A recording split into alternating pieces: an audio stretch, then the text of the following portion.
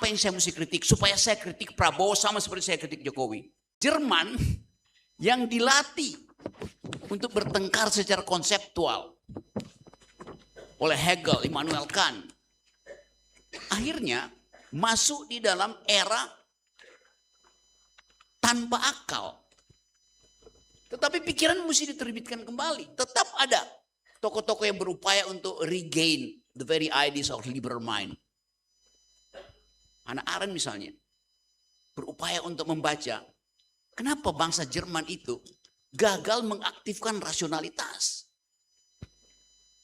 Sehingga orang yang ikut di dalam propaganda Hitler tidak lagi mengerti bahwa dia itu sebetulnya masuk dalam ketakutan sehingga otentisitas berpikirnya hilang. Sehingga kejahatan pun mengalami ketidakpahaman.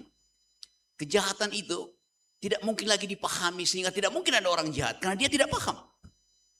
The banality of evil. Kita lihat hal itu hari-hari ini. Ada bicara korupsi, ditegur kiri kanan. Lingkaran paling dekat presiden korupsi. The banality of stupidity itu.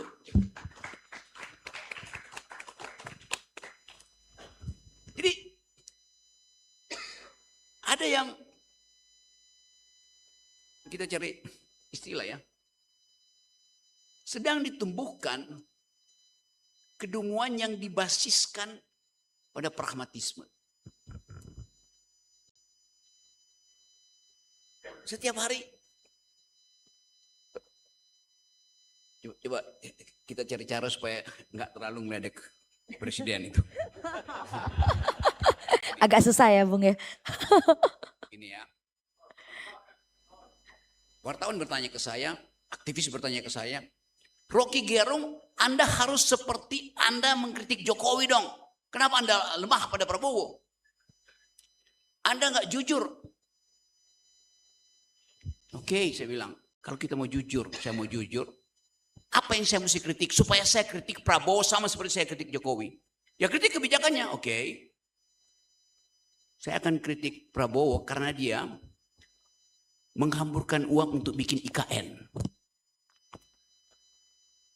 Saya akan kritik Prabowo karena dia membuat saya harus bayar 70 tahun lagi, 170 tahun lagi kereta bus itu. Sama kan? Sama ya? Betul nggak? Betul nggak? Betul.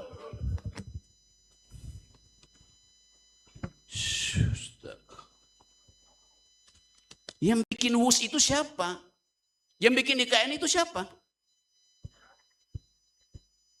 Kenapa you bilang betul? Ini yang saya mau terangkan. Bagaimana kemampuan kita untuk memfilter persoalan itu hilang. Gak mungkin saya kritik Prabowo seperti saya kritik Jokowi. Karena IKN itu yang bikin adalah Prabowo. WUS itu yang bikin utang adalah Prabowo. Benar nggak? Ya begitu dong kritisnya. Jadi mana perbandingannya? Saya tahu cara berpikir mereka. Tapi dia tidak mampu untuk membujuk saya percaya bahwa dia berpikir kritis. Saya nggak akan terima. Bukan sekedar terima. Saya akan abaikan proposal orang dungu itu. Kritik dong seperti Anda kritik Jokowi. Apa yang saya mau kritik? Oke.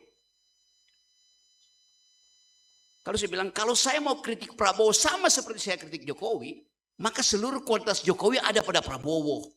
Baru itu fair. Anda kritik Jokowi bertahun-tahun, sekarang Prabowo udah 2 tahun Anda nggak kritik. Nah ini lagi bodoh lagi nih. Saya kritik Jokowi di periode kedua. Prabowo baru periode pertama. Jadi kemarahan yang tidak ada arah itu sekedar marah tanpa arah. Kritisi itu juga otaknya mesti tajam. Jadi Anda bayangkan, kemarahan kita pun tidak bisa diorganisir secara epistemik, tidak bisa diorganisir secara ideologi. Jadi kita marah ke semua arah, itu masalahnya. Ganti, jatuhin saja rezim itu. Oke. Berarti Anda pro Gibran? Enggak. Loh, Anda bilang semua satu paket rezim mau diganti. Secara konstitusi, presiden diganti, Gibran naik. Wah, Pak Rocky berpikir taktis, strategis. Bukan, saya hanya mau uji kelurusan pikiranmu. Jadi saya balik pada soal tadi. Tidak ada forum untuk berdebat secara masuk akal, untuk berdebat secara ideologis, untuk berdebat bahkan secara psikologis itu. Yang bahaya adalah ada the big brother, lihat, wah ribut di situ tuh. Ini anti Jokowi, ini anti Prabowo, ini anti Jokowi dan Prabowo. Deep state global membaca itu. Jadi kita tidak tahu sebetulnya arah kritik kita kemana. Pak Rocky bilang kan the beginning of the end. Kita setuju the beginning of. Iya, ada hal yang belum saya ucapin, Yuda simpulkan. The beginning of the end penting, lebih penting lagi the beginning after the end. 2 hari setelah rejim jatuh, you mau ngapain?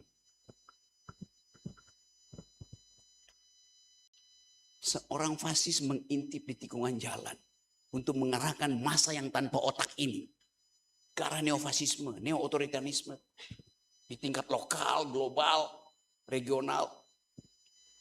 Bung Karno membaca peta dunia sehingga kalau dia dicaci maki hari ini nggak ada kontekstualnya.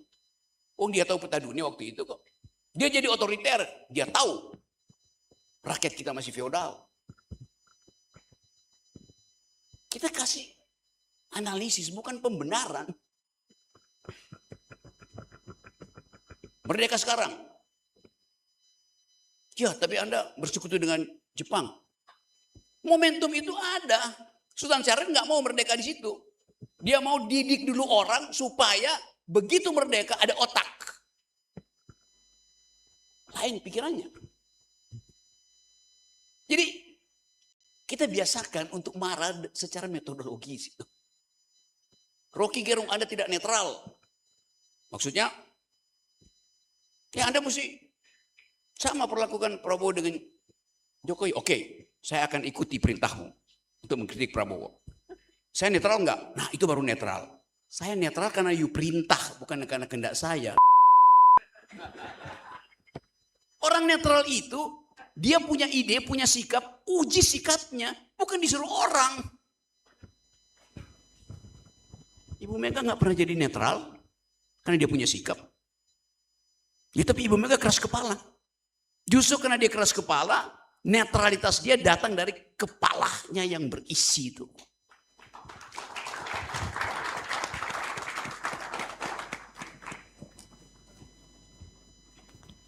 Kepalanya ada pikiran. Kendati dia tidak punya ijazah. Ada yang punya ijazah nggak punya pikiran. Jadi jangan ragu untuk bongkar semua hal. Apa pandangan Pak Rocky tentang Tio? Bodoh dia, saya bilang. Tapi kan dia berjuang. Bukan tapi untuk kelas Tio itu bikin abstraksi. Saya dilaporin ke polisi gara-gara saya komporin dia. Padahal kalau konteksnya saya bilang di UI itu, Tio, naikkan oktavmu. Uya, saya naikkan oktavmu. Apa yang dibikin? Prabowo jadiin kucing. Itu bukan naikin oktav, itu turunin oktav. Kasih abstraksi. Orang tepuk tangan. Posisinya betul, tetapi ketiadaan pikiran, ketiadaan gagasan, ketiadaan ideologi membuat orang jadi sarkas. Slapstick.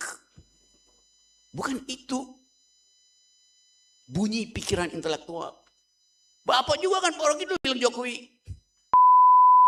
Saya bilang itu karena saya bisa pertanggungjawabkan ucapan saya secara akademis, secara sistematis. Karena Jokowi bikin MBG, bukan. Jokowi bikin Omnibus Law. Bukan membandingkan persona orang tuh.